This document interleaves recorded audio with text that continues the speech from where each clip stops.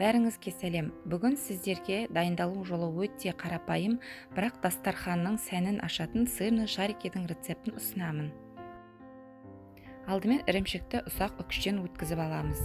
Оған жұмыртқа және ұнды қосып, барлығын қолымызбен жақсылап біркелкі масса болғанға дейін араластырамыз.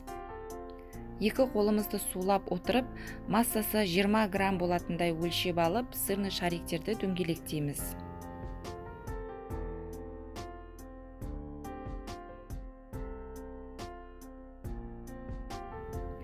Қызып тұрған майда барлығын жақсылап қызарғанша қуырып аламыз. Қуырған кезде қасықпен жайлап араластырып тұру керек, себебі табанның түбіне жабысып қалуы мүмкін. Міне біздің сырный шарики дайын болды. Сіздерге пайдалы болады деп сенемін.